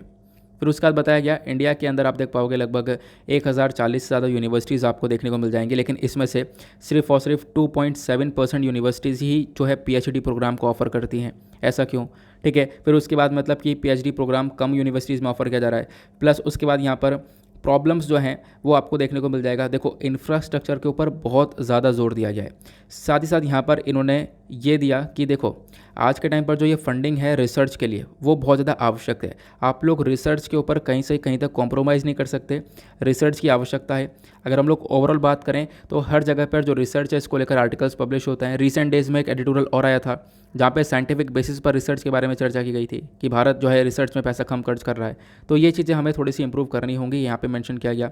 साथ ही साथ यहाँ पर फिर और क्या ये मेंशन करते हैं, ये यहाँ पे बताते हैं कि आप लोग देख पाओगे बहुत सारे जो यूनिवर्सिटीज़ हैं उनके अंदर बहुत सारी प्रॉब्लम्स देखने को मिल जाएंगी। ठीक है, आज के टाइम पर अगर हम लोग देखें तो एक सेकंड, एक पॉइंट था यार, मैं वो पॉइंट कहाँ पे गया, चलो कोई बात नहीं, अभी आएगा रास्ते में तो हम लोग उसको डिस्कस कर लेंगे। यहाँ पर ये मेंशन करते हैं कि भाई क्या क्या दिक्कत आपको देखने को मिलती है। सबसे पहली बात, अलग अलग यूनिवर्सिटीज़ के एग्जाम्पल दिए गए। वीर नर्मद साउथ गुजरात की यहाँ पर ये इसके बारे में चर्चा की गई है। ये जो वीर नर्मद साउथ गुजरात यूनिवर्सिटी है, इनके अंदर अगर हम लोग बात करें बीकॉम बीए कोर्स को वापस से यहाँ पर इनको रीशेड्यूल करना पड़ा। क्यों? क्योंकि पेपर लीक हो गया। तो सबसे बड़ी प्रॉब्लम तो ये भी देखने को मिल रही है कि भाई यहाँ पर एग्जामिनेशन के अंदर पेपर लीक्स वगैरह हो रहे हैं। ठीक है, पेपर लीक हो रहे हैं। फिर उसके बाद यहाँ पर कोई एग्जामिनेशन प्रॉपर कंडक्ट नहीं हो पा रहा है, टाइम पे एग्जामिनेशन नहीं हो रहे हैं। ये प्रॉब्लम्स यहाँ पर आपको देखने को मिल जाएगी। उसके बाद सबसे बड़ी प्रॉब्लम क्या है कि अगर मान लो कोई कैंडिडेट है, ठीक है, वो पास होने के लिए काफ़ी सारा पैसा एक तरीके से अलग से दे रहा है। ठीक है, पर कैंडिडेट यहाँ पर लोगों से, बच्चों से पैसे ले लिया जा रहा है, 3-3 लाख रुपए पर कैंडिडेट ले लिया जा रहा है कि हम उनको पास कर देंगे। तो ये यहाँ पे अलग अलग यूनिवर्सिटीज़ में हो रहा है। रिसेंट डेज़ में यहाँ पर फिर से बीए बीकॉम को लेकर पेपर लीक हुआ था, उसके बाद वापस से चीज़ों को रीशेड्यूल करना पड़ा। तो ये प्रॉब्लम्स आज के टाइम पर यूनिवर्सिटीज़ में देखने को मिल जाती हैं। इंडियन यूनिवर्सिटीज़ की अगर हम लोग बात करें तो यहाँ पर आप लोग देख पाओगे फ्री एक्सप्रेशन बहुत लंबे समय पहले से ही रहा है और इसको लेकर एक विवाद भी रहा है। ठीक है, पुराने ज़माने में भी अगर हम लोग बात करें, बहुत सारे कॉलेजेस हुआ करते थे जिसको लेकर अगर बच्चे यहाँ पर कुछ बोलते थे, प्रोटेस्ट वगैरह होता था, तो वहाँ पर आप लोग देख पाओगे काफ़ी सारे इंसिडेंट्स देखने को मिलते थे। उसी प्रकार से हमने देखा मोर रिसेंटली जवाहरलाल नेहरू यानी कि JNU, जवाहरलाल नेहरू यूनिवर्सिटी हो गया, बनारस हिंदू यूनिवर्सिटी हो गया, ठीक है, उसका दिल्ली यूनिवर्सिटी हो गया, जामिया मिलिया इस्लामिया हो गया। यहाँ पर भी आप देख पाओगे एंटी करप्शन मूवमेंट चलाए जाते हैं, ऐसा यहाँ पे बताया गया।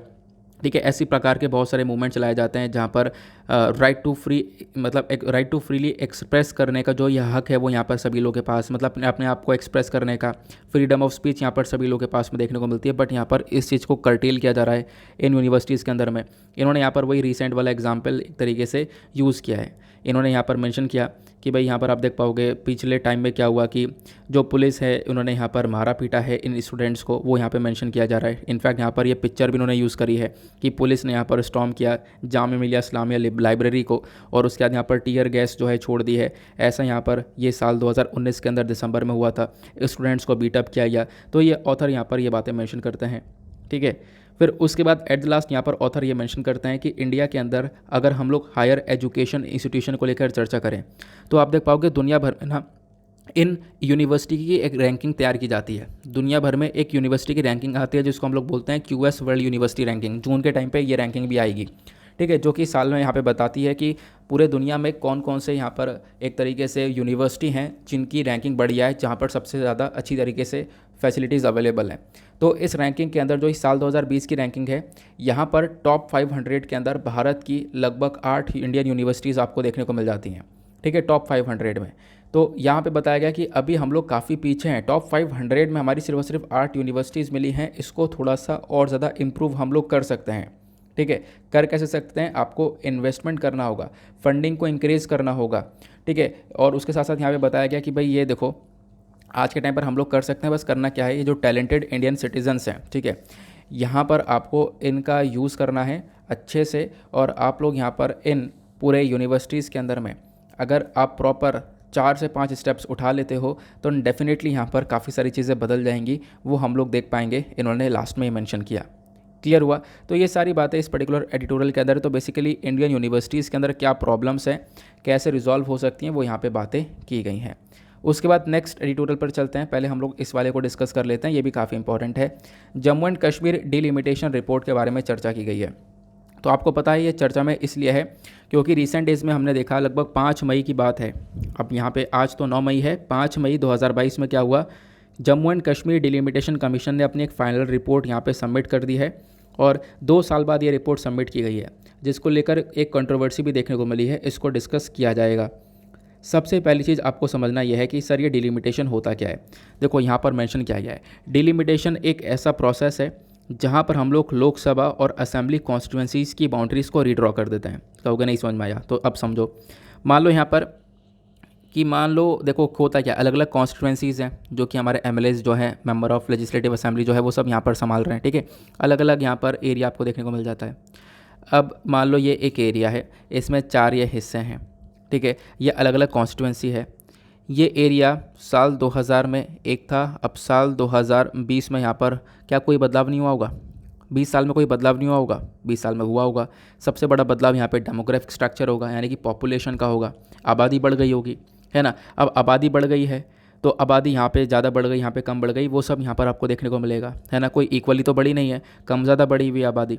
तो क्या होगा, अब कम ज़्यादा बढ़ी है तो इसके बेसिस पर उन लोगों को एक प्रॉपर इक्वल रिप्रेजेंटेशन भी मिलना चाहिए पार्लियामेंट के अंदर में, अपनी असेंबली के अंदर में, है ना। सभी लोगों को एक रिप्रेजेंटेशन मिलना चाहिए। तो क्या होगा, उनके ऊपर जो ये MLA होता है तो वो प्रॉपर होना चाहिए कि मान लो यहाँ पर 10,000 लोगों के पास में MLA है, ठीक है, यहाँ पे लोग ज़्यादा हो चुके हैं, तो उसको बराबर किया जाएगा। उसको हम लोग क्या करने वाले हैं, उसको हम लोग बराबर करते हैं। यानी कि जो भी हमारा मतलब कि साल 2000 में जैसा था, अब साल 2020 में जो पॉपुलेशन है वो बढ़ चुकी है, पॉपुलेशन बढ़ चुकी है, तो उनको एक इक्वल रिप्रेजेंटेशन मिलना चाहिए, ठीक है। तो उनके ऊपर एक प्रॉपर यहाँ पर मेंबर्स होने चाहिए।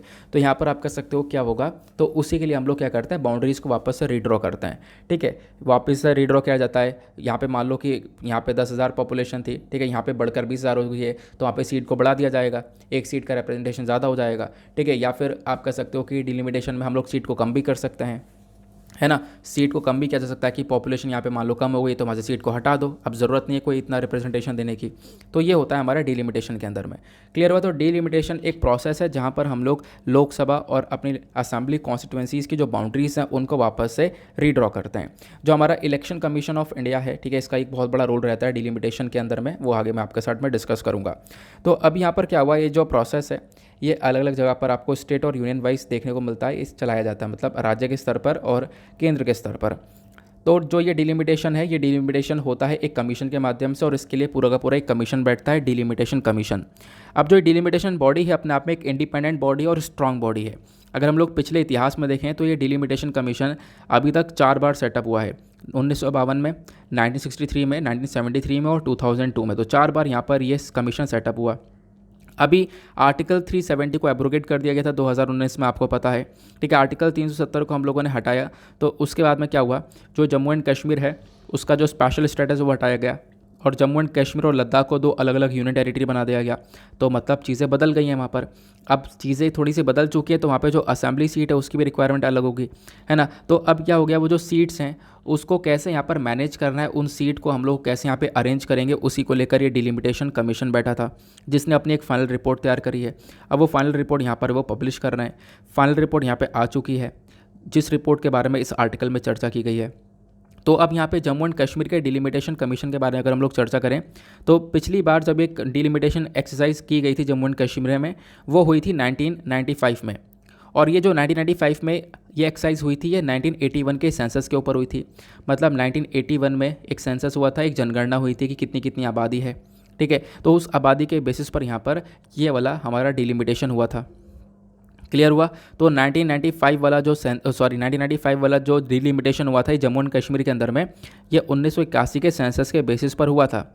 जम्मू एंड कश्मीर उस समय प्रेसिडेंट रूल के अंडर में था उस समय। फिर उसके बाद यहाँ पर कोई सेंसस हमने 1991 में नहीं देखा, कोई यहाँ पे जनगणना वगैरह नहीं हुई है, ठीक है। तो आप लोग देख पाओगे। फिर साथ ही साथ यहाँ पर एक और ये बड़ा डेवलपमेंट होता है। साल 2001 में क्या होता है, जम्मू एंड कश्मीर की जो असेंबली है वो एक कानून पास करती है और ये बोलती है कि जो डिलिमिटेशन प्रोसेस है वो अब कभी नहीं होगा 2026 तक, ठीक है। ये यहाँ पर जम्मू एंड कश्मीर की जो इनकी यहाँ पर लॉ है बेसिकली वो बोल देता है। अब क्या होता है कि आपको पता है कि 2019 में यहाँ पे कुछ भी रह तो नहीं गया है।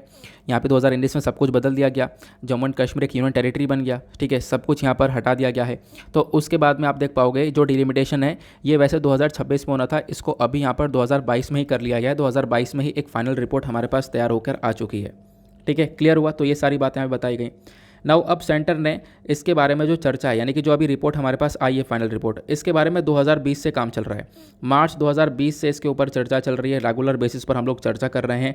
लेकिन उसके बाद यहाँ पर फाइनली अब आके ये 5 मई को ये फाइनल रिपोर्ट पब्लिश होती है। अब इस फाइनल रिपोर्ट के अंदर क्या क्या बोला गया इसको डिस्कस करते हैं। देखो इस रिपोर्ट के अंदर क्या क्या है। पहली चीज़, जम्मू एंड कश्मीर को 2 डिवीज़न के अंदर बांट दिया गया है। एक जम्मू डिवीज़न अलग है और कश्मीर का डिवीज़न अलग है। चलो मैं आपको मैप के थ्रू समझाता हूँ। यहाँ पे आप लोग को ये वाला मैप देखने को मिल जाएगा, ठीक है। इधर ये लद्दाख वाला रीजन हो गया, ऊपर ये गिलगित बल्तिस्तान पीओके पाकिस्तान ऑक्यूपाइड कश्मीर वाला जिसको पाकिस्तान ने कब्जा रखा है लेकिन भारत की टेरिटरी। उसके बाद ये पाकिस्तान इसको इस वाले हिस्से को आज़ाद कश्मीर बोलता है, ठीक है। अब यहाँ पर आप देख पाओगे नीचे जम्मू वाला रीजन हो गया, ऊपर कश्मीर वाला रीजन हो गया। तो इसी वाले रीजन की बात हो रही है, यहीं पर ये डिलिमिटेशन हुआ है। अब यहाँ पे आप देख पाओगे जम्मू को अलग बांट दिया गया और कश्मीर को अलग बांट दिया गया। दोनों के अंदर अलग अलग सीट्स को डिवाइड कर दिया गया है, जो असेंबली सीट्स होती हैं। क्लियर हुआ। क्योंकि यहाँ पर आपको पता होगा, कहोगे असेंबली सीट, क्योंकि ये तो यूनियन टेरिटरी है। तो हमारे पास कुछ यूनियन टेरिटरीज़ हैं ऐसी, आपको पता होगा दिल्ली एक यूनियन टेरिटरी है जहाँ पे लेजिस्लेटिव असेंबली है। तो उसी प्रकार से आपको यहाँ पर ये जम्मू एंड कश्मीर वाले रीजन के अंदर ये जम्मू कश्मीर आपको देखने को मिल जाता है, ठीक है। जब हमने जम्मू एंड कश्मीर लद्दाख को यूनियन टेरिटरी बनाया तो जम्मू एंड कश्मीर में यहाँ पर आपको ये असेंबली देखने को मिल जाएगी। क्लियर हुआ। अब इस असेंबली में उस समय पर पहले सिर्फ और सिर्फ 37 असेंबली सीट्स हुआ करती थी और कश्मीर में 46 सीट हुआ करती थी। अब ये सब कुछ, अब मैंने आपको बताया 2019 में सब कुछ पलट चुका था। इससे पहले यहाँ पर ये मामला देखने को मिलता था।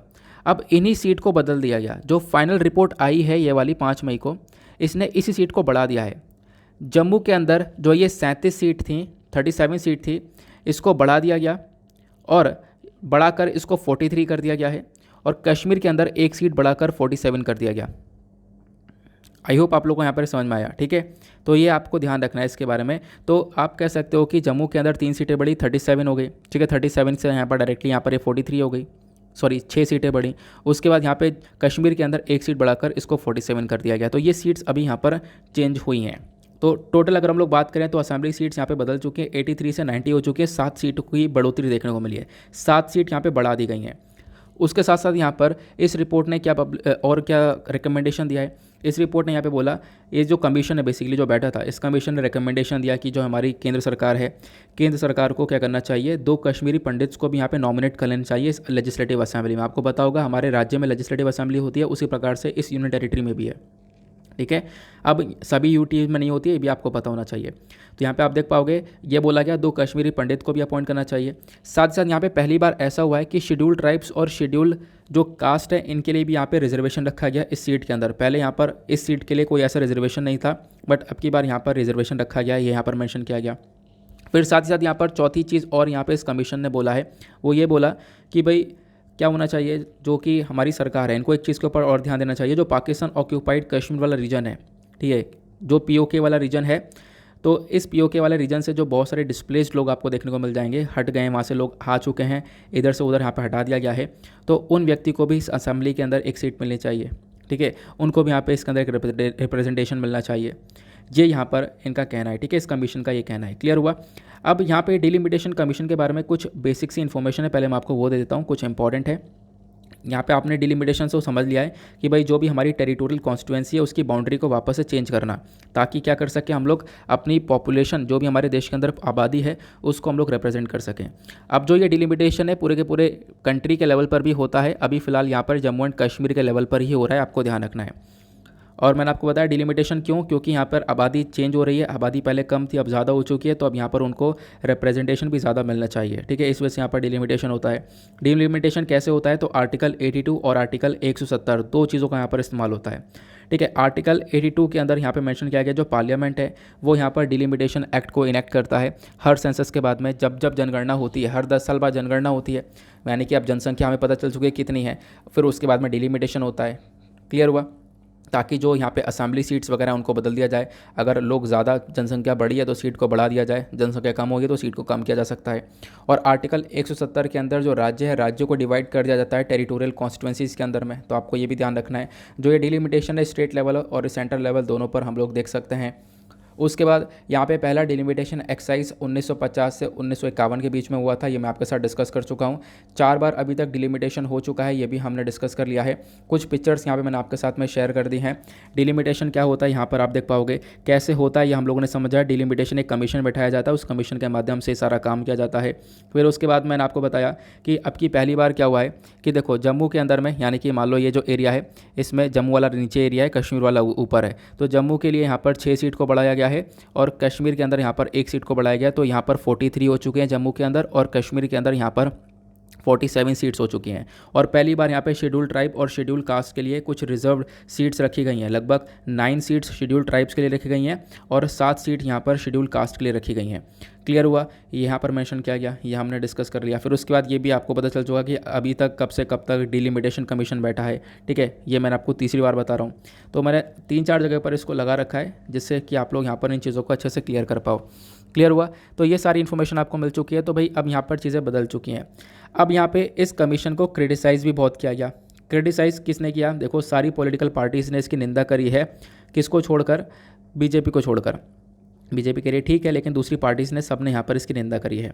अब यहाँ पर कहना यह है कि भाई देखो आपने जो ये डिलिमिटेशन कमीशन ये पूरा का पूरा बैठाया ये सही नहीं है। बहुत सारे लोगों का यहाँ पर ये कहना है, उनका कहना यह कि भाई पूरे कंट्री के लेवल पर होना चाहिए था, आपने यहाँ पर सिर्फ और सिर्फ इसी पूरे के पूरे यूनियन टेरिटरी के अंदर किया है। तो ऐसा यहाँ पर काफ़ी सारे लोगों का कहना है। तो इस प्रकार से यहाँ पे काफ़ी सारी कंट्रोवर्सी भी देखने को मिल जाती है। क्लियर हुआ। तो डिलिमिटेशन के बारे में आई होप आप लोगों ने सारी बातें समझ ली हैं, ये यहाँ पे क्या क्या होता है और कैसे कैसे यहाँ पे सारी प्रोसेसिंग होती है। उसके बाद नेक्स्ट एडिटोरियल के अंदर मेंशन किया गया गवर्नमेंट इन बिजनेस करके आर्टिकल आपको देखने को मिल जाएगा।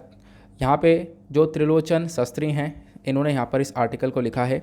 ये यहाँ पर मेंशन करते हैं जो गवर्नमेंट ऑफ सिंगापुर है, ठीक है, गवर्नमेंट ऑफ सिंगापुर इन्वेस्टमेंट आपको ये देखने को मिलेगा, जिसको हम लोग GIC कॉरपोरेशन के नाम से जानते हैं, government of Singapore investment corporation. अब इसने क्या किया, यहाँ पे बोला गया सिंगापुर और चाइना ये दोनों काफ़ी बेहतरीन तरीके से इन्वेस्टमेंट कर रहे हैं और इतने अच्छे से इन्वेस्टमेंट कर रहे हैं कि जो है लगभग भारत को इनसे सीखना चाहिए। यहाँ पे बोला गया जो government of Singapore investment corporation है, इन्होंने यहाँ पर दुनिया भर के में इन्वेस्टमेंट कर रखा है, दुनिया भर की इक्विटीज़ में इन्वेस्टमेंट कर रखा है। आज के टाइम पर इस कॉरपोरेशन के पास में लगभग शेयर है, लगभग आप कह सकते हो 1.09 लाख करोड़ का शेयर देखने को मिल जाएगा मार्च 2022 के एंड तक, ये बताया गया, ठीक है, ये यहाँ पर मेंशन किया गया है। फिर मतलब कि इतना शेयर सिर्फ और सिर्फ भारत के अंदर है सिंगापुर का। फिर उसके बाद बताया गया अगर हम लोग दुनिया भर में बात करें, जो ये GIC का इन्वेस्टमेंट आपको देखने को मिलता है वो दुनिया भर में 55 लाख करोड़ का इन्वेस्टमेंट कर दिया है GIC की कंपनी ने। GIC 8वीं लार्जेस्ट वेल्थ मैनेजमेंट फंड आपको देखने को मिलता है दुनिया भर में। उसके बाद ये जो मनी है ये एकदम से इतना नहीं बढ़ा है, ये पिछले 20 सालों के अंदर डबल हुआ है सिंगापुर का मनी, ये बताया गया। इस मनी को यहाँ पर सिंगापुर की सरकार इस्तेमाल कर रही है लोगों के वेलफेयर के लिए भी। तो दुनिया भर में पैसा इन्वेस्ट करो, दुनिया भर से पैसा कमाओ, उसके बाद यहाँ पर अपने कंट्री के अंदर भी खर्च कर रहे हैं ये लोग। और इसी प्रकार से सिंगापुर गवर्नमेंट की यहाँ पर एक और कंपनी है तेमासेक होल्डिंग्स करके, ठीक है, इनका जो इन्वेस्टमेंट है ये भी आपको 22 लाख करोड़ के आसपास का इन्वेस्टमेंट देखने को मिल जाएगा, ठीक है। और इसके कंपैरिजन में इंडिया का इन्वेस्टमेंट बहुत ज़्यादा कम है, इंडियन गवर्नमेंट ने बहुत कम इन्वेस्टमेंट किया है। तो यहाँ पर कहना यह है कि सिंगापुर से हम लोग सीख सकते हैं कि दुनिया भर में किस प्रकार से सिंगापुर ने इन्वेस्टमेंट किया है। और चाइना भी उसी प्रकार का काम कर रहा है। चाइना की जो म्यूनिसिपल गवर्नमेंट ऑफ हेफई है, इन्होंने $787 मिलियन यहाँ पर इन्वेस्ट किए हैं और 70% का स्टेक ले रखा है नियो कोर बिजनेस के अंदर में। फिर यहाँ पे बताया गया कि 2017 तक अगर हम लोग बात करें तो चाइना के जो गवर्नमेंट है, इनकी जो ओन कंपनीज़ हैं, उन्होंने बहुत सारा पैसा दुनिया भर की कंपनीज़ में इन्वेस्ट किया है। लगभग 67.5 लाख करोड़ रुपए दुनिया भर की कंपनीज़ में इन्वेस्ट किया, जो कि यहाँ पर ये इंडिया की जीडीपी का 27% है। तो कितना ज़्यादा इन्वेस्टमेंट इन कंट्रीज़ के थ्रू किया जा रहा है, हम लोग इसके ऊपर फोकस कर सकते हैं। लेकिन अब यहाँ पर ये तो हमने सिंगापुर चाइना की बात करी।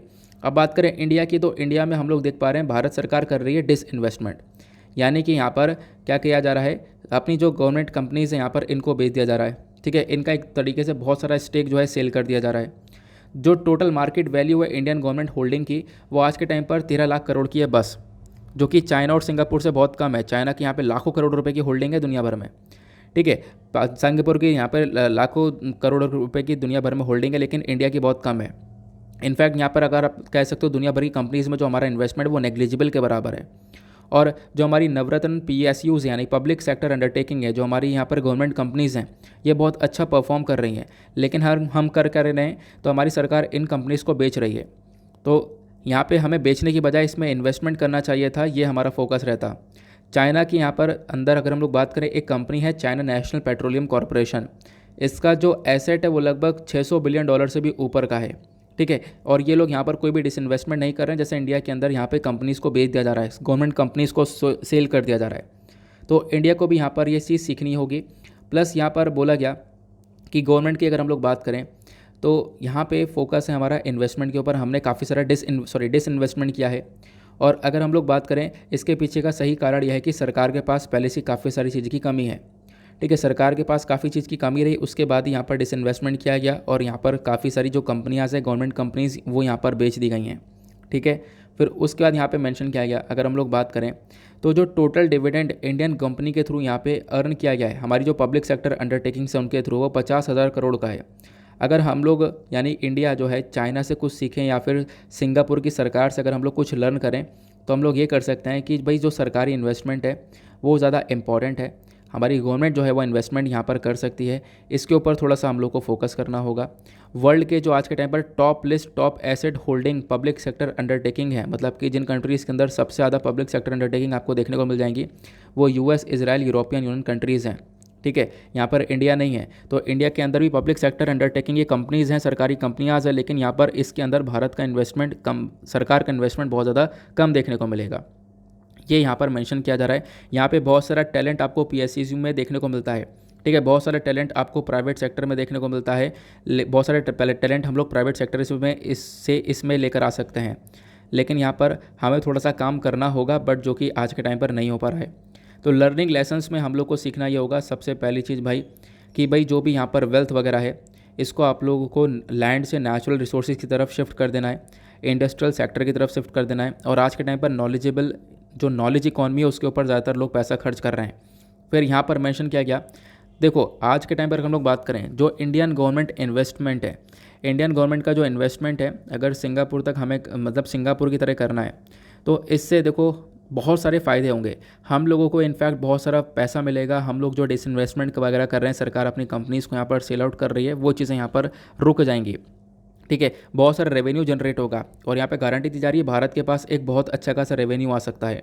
ठीक है, तो यहाँ पे हमारे पास बहुत एक्सीलेंट माइंड्स आपको देखने को मिल जाते हैं। सरकार को इन सारे टैलेंट का बहुत अच्छे से यूज़ करना होगा पब्लिक गुड के लिए, ऐसा यहाँ पर ऑथर मेंशन करते हैं। उसके बाद आते हैं हम लोग अगले एडिटोरियल की तरफ। नेक्स्ट एडिटोरियल में मेंशन किया गया, इंडिया के अंदर जो जुडिशरी है प्लस यहाँ पर स्लैकनिंग कॉग ऑफ ट्रस्ट आपको देखने को मिलेगा। मतलब कि इंडिया के अंदर जो जुडिशरी है वहाँ पर आपको बहुत सारी कमियाँ देखने को मिल जाएंगी। वो कमियाँ क्या क्या है वो यहाँ पर मेंशन करी गई है। सबसे पहली चीज़ यहाँ पर आर्टिकल में मेंशन किया गया, आपको हमारे देश में जुडिशियल करप्शन देखने को मिल जाएगा। करप्शन की दो फॉर्म आपको देखने को मिल जाएंगी, एक पॉलिटिकल इंटरफेरेंस है, ठीक है, जुडिशियल प्रोसेस के अंदर में लेजिस्लेटिव के थ्रू और एग्जीक्यूटिव के थ्रू, दोनों के थ्रू ये पॉलिटिकल इंटरफेरेंस देखने को मिलेगा। ठीक है, पॉलिटिकली यहाँ पर चीज़ें मोटिवेट कर दी जाती हैं। प्लस यहाँ पे दूसरा सबसे बड़ा प्रॉब्लम घूसखोरी आपको देखने को मिल जाएगा। दो करप्ट प्रैक्टिसेस बहुत ज़्यादा चल रही हैं इंडिया के अंदर में, खासकर जुडिशरी सेक्टर में। यहाँ पे बोला गया जो ये घूसखोरी के केसेस है ये तो बहुत सारे मिलते हैं, ब्राइबरी तो बहुत ज़्यादा एक्सेप्ट की जाती है जजेस के थ्रू। उसके बाद यहाँ पर उन्होंने मेंशन किया जो हमारा फोकस है वो होना चाहिए किसी चीज़ के ऊपर कि भाई हम जुडिशरी को इम्प्रूव कर सकें। लेकिन आज के टाइम पर हमारी जुडिशरी काफ़ी कमज़ोर देखने को मिल जाएगी। इनफैक्ट जो लोअर जुडिशरी है, लोअर जुडिशरी जैसे हाई कोर्ट हो गए, डिस्ट्रिक्ट और सेशंस कोर्ट हो गए, यहाँ पर ये करप्शन बहुत ज़्यादा है, ऐसा यहाँ पर ये ऑथर मेंशन करते हैं। इनफैक्ट यहाँ पर ये बोलते हैं करप्शन के अंदर अगर हम लोग बात करें तो आपको काफ़ी सारी चीज़ें देखने को मिल जाएंगी, ठीक है। इनफैक्ट यहाँ पर एक तरीके से आपको इम्पार्शल डिसीजन प्रोसीजर देखने को मिल जाएगा, ठीक है। यहाँ पर आप लोग देख पाओगे कि जो डिसीजन है वो प्रॉपरली नहीं आ पा रहा है, या फिर बहुत सारे केसेस जिसमें डिसीजन लंबे समय तक आ ही नहीं पा रहा है, या फिर सिचुएशन काफ़ी बहुत बदतर हो जा रही है, ठीक है। इनफैक्ट यहाँ पर आप लोग देख पाओगे ये मेंशन किया गया कि जैसे कि यहाँ पे जो फ्रीडम ऑफ स्पीच है, ठीक है, उसका काफ़ी बार वॉयलेशन हो जाता है। सॉरी, फ्रीडम ऑफ स्पीच नहीं, फ्रीडम ऑफ रिलीजन का वॉयलेशन हो जाता है। यहाँ पे मेंशन किया गया सिटीजनशिप अमेंडमेंट एक्ट के बारे में। तो सिटीजनशिप अमेंडमेंट एक्ट 2019 में लेकर आया गया था, जिसने यहाँ पर सिटीजनशिप दी सभी रिलीजन को एक्सेप्ट मुस्लिम्स, ठीक है। अब यहाँ पर ये आप देख पाओगे इसके अंदर मतलब कि ये सिटीजनशिप एक्ट 2019 क्या बात करता है कि कोई भी व्यक्ति, कोई जो माइग्रेंट्स हैं, हिंदू, बुद्धिस्ट, सिख, जैन, पारसी, अगर ये पाकिस्तान, अफगानिस्तान और बांग्लादेश से आते हैं हमारे कंट्री में तो उनको सिटीजनशिप दी जाएगी, लेकिन मुस्लिम्स को यहाँ पर नहीं दी जाएगी। तो यहाँ पे बोला गया कि भाई यहाँ पर आप देख पाओगे ये कहीं ना कहीं सब्सटेंटिव जस्टिस का वॉयलेशन है, ठीक है। यहाँ पर सेकुलरिज्म की हम लोग बात करते हैं, लेकिन क्या सेकुलरिज्म फॉलो किया जा रहा है? नहीं फॉलो किया जा रहा है, ये यहाँ पर बताया गया। और इसको लेकर जो कोर्ट है वो यहाँ पर काम कर रहा है। उसके बाद मतलब कि कोर्ट भी यहाँ पर अपना फैसला सुना रहा है, सारी चीज़ें अच्छे से हो भी रही हैं, यहाँ पे इसके लेकर कोई स्टेप उठाया नहीं जा रहा है, ये यहाँ पर मेंशन किया गया, ठीक है। तो जुडिशरी के अंदर में ये सारी प्रॉब्लम्स मेंशन की जा रही हैं। हालांकि जुडिशरी के अंदर क्या क्या प्रॉब्लम्स है इसको लेकर मैंने आपको एक आंसर राइटिंग भी दे चुका था, आपको पता होगा, शायद परसों मैंने आंसर राइटिंग दी थी, उसको लेकर आपने वो आंसर लिखा भी है। उसके बाद यहाँ पे मेंशन किया गया अगर हम लोग अलग अलग रिजीम्स में बात करें, अलग अलग जगह पर देखें, तो सबसे ज़्यादा जो प्रॉब्लम आती है वो आती है ब्राइब्स की, जो आती है प्रॉब्लम वो आती है घूसखोरी की, ठीक है। यहाँ पे आप देख पाओगे काफ़ी सारी चीज़ों के तो रेट बिल्कुल फिक्स्ड हैं, ठीक है, जहाँ पर बहुत सारा घूस लिया जा रहा है। इनफैक्ट यहाँ पर बहुत सारी रिपोर्ट, मतलब बहुत सारा अलग अलग डेटा यार जो कि काम का नहीं है, इस पर ज़्यादा फोकस नहीं करेंगे, अभी मैं आपको थोड़ा सा और डिटेल बताऊंगा, ठीक है। फिर यहाँ पे मेंशन किया गया एक रिपोर्ट है फ्रीडम हाउस की, फ्रीडम हाउस की रिपोर्ट है फ्रीडम इन वर्ल्ड 2016। ये रिपोर्ट यहाँ पे बोलती है कि भाई अगर हम लोग बात करें तो जो हमारा लोअर लेवल ऑफ जुडिशरी है ये सबसे ज़्यादा करप्शन है, मतलब कि जो रिपोर्ट्स आ रही है, रिपोर्ट भी बता रही हैं कि हाँ इंडियन जुडिशरी करप्टेड आपको देखने को मिलेगी। उसके बाद जो JN business anti corruption portal report देखने को मिलता है, वो यहाँ पर बोलता है कि हाँ भाई यहाँ पे बहुत ज़्यादा हाई रिस्क है करप्शन का, जब हम लोग इंडियन जुडिशरी की बात करते हैं। तो ये सारी चीज़ें यहाँ पर ऑथर मेंशन करते हैं, मैं यहाँ पर नहीं बोल रहा हूँ, ये सारी चीज़ें आप लोग देख पाओगे, ऑथर ये मेंशन कर रहे हैं कि हाँ इन रिपोर्ट्स ने बताया। जो ब्राइब से जो घूसखोरी है और इरेगुलर पेमेंट वगैरह है वो यहाँ पर रेगुलर बेसिस पर आप लोग देख पाओगे, ये देखने को मिल रहे हैं। उसके साथ साथ यहाँ पे बताया गया करप्शन के जो एलिगेशंस है, जो करप्शन के इल्ज़ाम है वो बहुत सारे जजेस के ऊपर ऑलरेडी लग चुके हैं। एग्जाम्पल यहाँ पर दिया गया कि जो हज़ारी डिस्ट्रिक्ट कोर्ट के सीनियर सिविल जज हैं रचना तिवारी, लखनपाल, ठीक है, इनको अरेस्ट किया गया था सितंबर 2016 में, क्योंकि इन्होंने यहाँ पर काफ़ी सारा घूस लिया हुआ था, ठीक है। मतलब जिसने व्यक्ति ने कंप्लेंट करी थी दूसरे व्यक्ति के अगेंस्ट में, उसी कंप्लेंट करने वाले व्यक्ति से घूस ले लिया, ठीक है। तो मतलब आप घूस लेके काम कर रहे हो तो यहाँ पर जस्टिस कहाँ गया, ठीक है। तो ये आप लोग देख पाओगे, और ऐसे बहुत सारे केसेस निकल कर आए करप्शन के, ये यहाँ पर मेंशन किया जा रहा है, चीज़ें और बदतर होती हुई जा रही हैं। और फिर उसके बाद एक सबसे बड़ी प्रॉब्लम आप देख पाओगे केस पेंडेंसी के अंदर में, नेशनल जुडिशियल डेटा ग्रिड के अकॉर्डिंग बात करें तो अप्रैल 12 2017 तक लगभग यहाँ पर आप कह सकते हो कि 24 करोड़ 18 लाख 600, मतलब कि ये लगभग आप कह सकते हो 1,86,566 के आसपास जो ये पेंडिंग केसेस पड़े हुए हैं, ठीक है।